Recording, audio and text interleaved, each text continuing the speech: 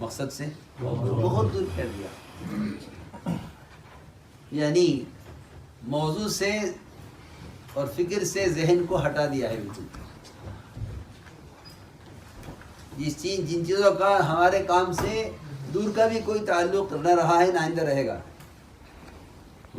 ایسی چیزیں کام بن گئی ہیں۔ حضور اکرم صلی اللہ علیہ وسلم اپنے صحابہ کے ذہن کو، ان کی فکروں کو اس چیز سے ہٹایا کرتے تھے جو آپ کا موضوع نہیں ہے، جو آپ کا موضوع نہیں ہے۔ تو ایک بات یہ ہے بنیادی کہ ہمارے ساتھی، یہاں کا عملہ، یہ پہلے یہ سوچے کہ ہم کیوں جمع ہوئے اور ہمارا کیا مقصد ہے۔ دوسری بات یہ ہے کہ اگر کسی ایک علاقے میں چند ساتھی بھی اجتماعی مشورے کے خلاف کوئی کام کر لیں، باوجود شدید ضرورت کے، اگر چند ساتھی اجتماعی مشورے کے خلاف کوئی کام کر لیں حالات اور ضرورت کے اعتبار سے، تو اللہ رب العزت مدد اتارنے کے بعد واپس اٹھا لیتے ہیں۔ اتارنے کے بعد مدد اٹھا لیتے ہیں۔ احد میں 40 صحابہ نے مال غنیمت سمیٹنے والوں کو دیکھا اور مشرکین کو کی شکست کو دیکھ لیا اور مسلمانوں کی فتح کو دیکھ لیا۔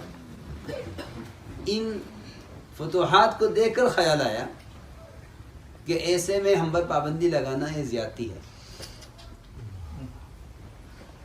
ایسے میں ہم پر پابندی لگانا زیادتی ہے، اس کی کیا ضرورت ہے؟ جب شکست ہو چکی ہے مشرکین کو اور فتح ہو چکی ہے مسلمانوں کو، ہم نیچے اترے، مال غنیمت سمیٹے سب کی طرح، جبکہ مال غنیمت کی فضیلت ہے۔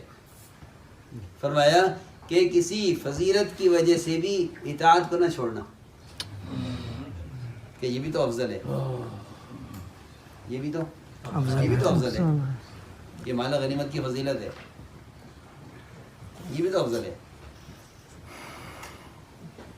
حضور اکرم صلی اللہ علیہ وسلم فرمایا تھا کہ ہمیں فتح ہو جائے تو مال غنیمت لینے کے لیے مت ہٹنا یہاں سے، ہمیں شکست ہو جائے تو ہماری لاشوں سے پرندوں کو اڑانے کے لیے بھی یہاں سے مت ہٹنا۔ اتنی سخت بات فرمائی گئی۔ تو میں نے عرض کیا کہ اجتماعیت کا، اطاعت کا امتحان ہوتا جب ہے، جب فتوحات آئیں، ادھر حکم آئے، ادھر فتح آئے، پھر دیکھیں تم کیا کرتے ہو۔ تو یہ 40 صحابہ جن کا شاید 4-5% بنتا ہوگا 700 صحابہ میں سے، 300 تو الگ نکل گئے، انہوں نے کہا کہ ہم آپ کا ساتھ دیں گے ہی نہیں۔ مزیدار بات یہ ہے کہ ان 300 کے کم ہونے سے نقصان نہیں ہوا، 700 صحابہ 3000 مشرکین پر غالب آئے۔ یہ عجیب بات ہے کہ جو میدان میں نہیں اترا اس کی کمی سے نقصان نہیں ہوگا، جو میدان میں اتر گئے ان کی نافرمانی سے نقصان ہوگا۔ تو 40% کی بے وصولی سے صرف 40% کا نقصان نہیں ہوا، 100% کا نقصان ہوا۔ اس لیے ہم نے عرض کیا کہ جو بات مشورے میں طے ہو جائے ہمیں اس کا پابند، مشورہ اس کے لیے ہے، اور اگر اس مشورے کی پابندی میں کوئی نقصان آ جائے تو کبھی بھی مشورے کو الزام مت دینا، یہ بھی حکم ہے قرآن کا۔ مشورے کو الزام مت دینا، اگر نقصان آ جائے تو مشورے کو الزام مت دینا، بلکہ یہ کہنا قُلْ لَن يُصِيبَنَا إِلَّا مَا كَتَبَ اللَّهُ لَنَا، کہ یہ تو ہم نے کیا اور جو چیز آئی ہے وہ تو اللہ کی طرف سے آنی طے تھی،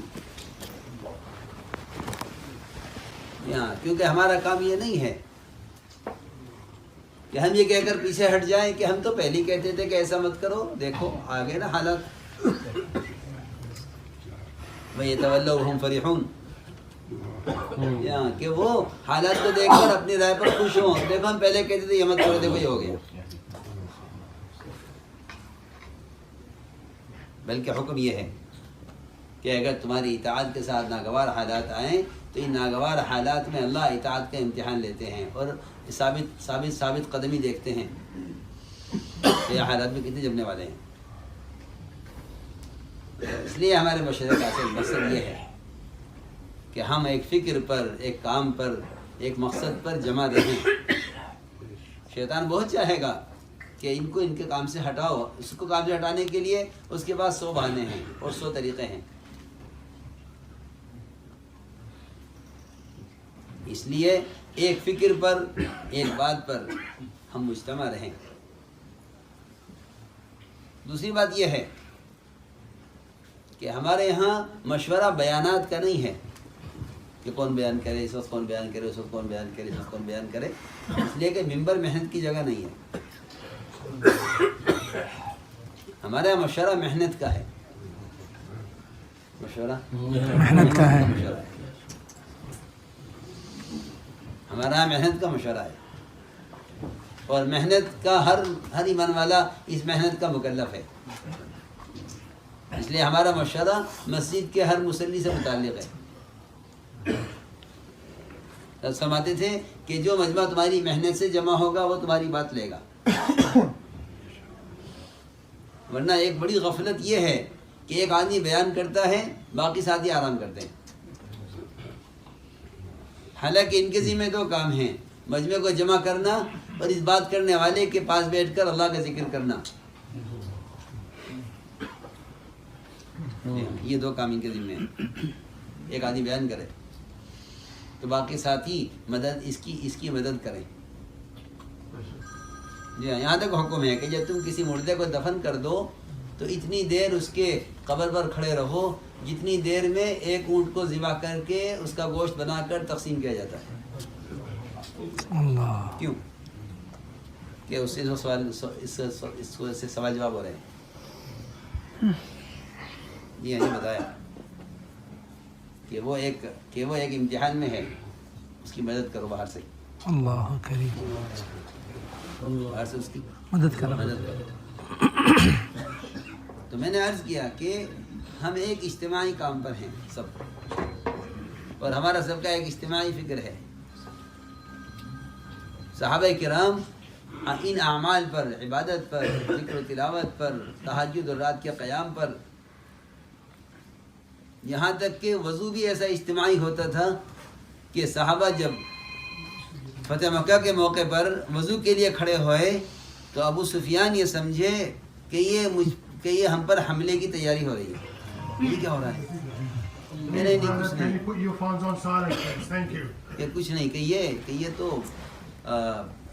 وضو کے لیے کھڑے ہوئے ہیں. اچھا، یعنی وضو سے گھبرا گئے. وہ مجھے آپ سے عرض کرنا ہے یہ کہ ہمارے ساتھیوں کا اجتماعی اعمال پر قائم رہنا اور اجتماعی اعمال کو اجتماعی طور پر کرنا، یہ اس ماحول میں آنے والوں کی ہدایت کا اصل ذریعہ ہے. حضور اکرم صلی اللہ علیہ وسلم نے اپنا اجتماع ابو سفیان کو پہاڑ کے اوپر سے دکھلایا. دیکھو اجتماع ہمارا، اس میں کیا حکمت تھی. ہم جتنے اجتماعات کرتے ہیں نا، ڈیوزبری سے کر کے آیا اور تو ہماری سب کی نیتیں اور ہمارے سب کے ارادے اپنے ساتھیوں تک محدود ہیں. میں نے کہا تھا ڈیوزبری جو ہے اس مجمع سے، میں نے کہا جی تمہاری تعداد ہے، تم اس پورے ملک کے ساری انسانیت کی ہدایت کے لیے کافی، اگر تم ان کی ہدایت کا ارادہ کرو. ہمارے سب کے اجتماعات میں پرانوں کے جوڑ ہو تو پرانوں تک ذہن محدود، اور عمومی اجتماع ہو تو تبلیغ والوں تک ذہن محدود. حالانکہ ہمارا اجتماع تو ساری انسانیت کی ہدایت کا ذریعہ ہے. ساری انسانیت کی ہدایت کا ذریعہ ہے. ہندا نے اسلام قبول کیا فتح مکہ کی رات کی عبادت کو دیکھ کر. حالانکہ اس کا دل اتنا سخت ہے کہ حمزہ کے کلیجوں کو اس نے مزید چبایا، حالانکہ ان کا قتل بہت برے شکل کا ہوا، مسلح کیا گیا، ناکان کاٹے گئے۔ اس سے مزید یہ کیا، اس سے مزید کام یہ کیا کہ ان کے کلیجوں کو چبایا۔ لیکن یہ منظر کہ سارے صحابہ بیت اللہ میں اجتماعی طور پر شکر گزاری میں رات کو قیام کر رہے اور رو رہے، تو کعب سفیان نے ہندت لے کے اسلام قبول کر لیا تو بہت مخالف تھی کہ تو نے نہیں دیکھا منظر جو میں نے دیکھا۔ میں اس کو محسوس کر رہا ہوں اس پورے سفر میں کہ آیا ہمارے ساتھیوں کی فکریں ان کے عملے تک محدود ہیں، یا ان کے اپنے خیال کے لوگوں تک محدود ہیں، یا ان کی اجتماعات میں فکریں ساری اس پورے ملک میں بسنے والے تمام مرد عورت اور تمام ہر مذہب کے لوگوں کی ہدایت کی فکر پر یہ جمع ہوئے۔ اگر یہ ہمارا فکر ہوتا، میں کہتا ہوں یہ اجتماع اس ملک کی ہدایت کا بنیادی سبب بنتا، اس لیے کہ اللہ رب العزت بات کے اثرات اتنے ہی پہنچاتے جتنے تنہائی کی دعاؤں کے اثرات پہنچاتے ہیں۔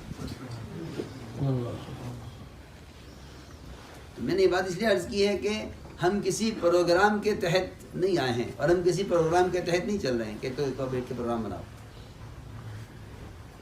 بلکہ ہمارے ہر ساتھی کا ایک غم ہو، ایک فکر ہو، راتوں کا رونا اور تہجد ہو، اور اللہ تعالیٰ سے ان اجتماعات کے ذریعے ساری انسانیت کے لیے کوئی فیصلہ کروانا ہو۔ ورنہ میں دیکھ رہا ہوں کہ ایک پروگرام سا بن گیا اور ہم اس پروگرام کے پابند ہو گئے بس۔ ہماری دعاؤں میں اس ملک کے اغیار کی ہدایت کا کتنا حصہ ہے؟ میں بھی آپ سے پوچھتا ہوں، آپ سے پوچھتا ہوں۔ اللہ تعالیٰ اس شکل میں، ان اعماموں میں، اس خلیے میں ہمیں یہاں جمع کر رہے ہیں، یہ معمولی بات ہے۔ تو ہماری نظر اور فکر وہ ہماری اپنی تحریک تنظیم تک محدود نہ رہے، یہ دعوت نہیں ہے۔ دعوت یہ ہے کہ یہ کام ہر ایک کی ہدایت کا ذریعہ بنے، یہ دعوت ہے۔ اس کے لیے میں نے عرض کیا کہ ہم سب جتنے بھی یہاں مقامی ہیں یا ساتھ آئے ہیں، اس ملکوں سے آئے ہیں، ہمارا سب کا ایک فکر ہو، سب کا، ہم سب کا ایک فکر ہو۔ یہاں حالات اور فتنے اور ادھر ادھر کی باتیں اس طرف تو کوئی توجہ ہی نہیں، کہ ہم سے متعلق ہی نہیں ہے، ہم سے کچھ متعلق ہی نہیں ہے، ہم سے متعلق کام ہے، اور کام ہی ہر سوال کا جواب ہے۔ جی ہاں، جو بات کا جواب بات سے دے گا اس کی باتیں ختم نہیں ہوں گی، راتیں ختم ہو جائیں گی، اس کی باتیں ختم نہیں ہوں گی، راتیں ختم ہو جائیں گی، باتیں ختم نہیں ہوں گی۔ ہمارا موضوع کام ہے، اگر کام پیش کرو گے تو لوگ تمہارے ساتھ کام میں لگیں گے، اور باتوں میں لگو گے تو لوگ تمہارے ساتھ باتوں میں لگیں گے۔ اس لیے یہ درخواست ہے سب سے۔ ہاں، اور جہاں بھی اجتماع ہے وہاں ہمارے ساتھی گشت کر کے مجمع کو جوڑیں، موبائلوں سے نہیں۔ میں گیا مکہ مکرمہ، وہاں ساتھی کہنے کا ہم جوڑ رکھنا چاہتے ہیں۔ میں نے کب رکھو گے؟ کل۔ میں نے کہا کل تک کیسے جمع کر لو گے؟ کہ ہم خبر کر دیں گے۔ ہم نے کہا تو پھر تم جو ہے جوال سے جمع کرو گے، جوالات سے جمع نہیں کرو گے۔ بے شک، کیسے جمع کرو گے؟ جی ہاں، جوال سے۔ حالانکہ جمع کرنا ہے جوالات سے، گشتوں سے۔ محافظہ کا ملفوظ ہے یہ کہ جو مجمع تمہاری محنت سے آئے گا وہ تمہاری بات لیتا۔ بے شک،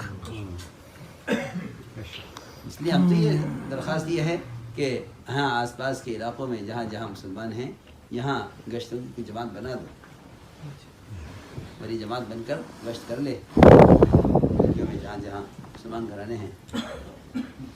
ہاں، کیونکہ خبر کر کے بلانا نہیں ہے ہمارے یہاں جا کر دعوت دینا ہے۔ دعوت دے کر لانا اور چیز ہے، خبر کر کے بلانا اور چیز ہے۔ یہ دنیا والوں کا طریقہ ہے۔ آس پاس کے جو علاقے والے آنے والے ہیں ان سے بھی کہو کہ وہ اپنے یہاں گشت کرتے ہوئے آئیں، صرف اکیلے اٹھ کر نہ آ جائیں۔ اپنے یہاں گشت کرتے ہوئے آئے. اگر گشت کرتے ہوئے آئیں گے تو ان کی بات ان کے لیے مؤثر ہوگی. ٹھیک ہے. انشاءاللہ.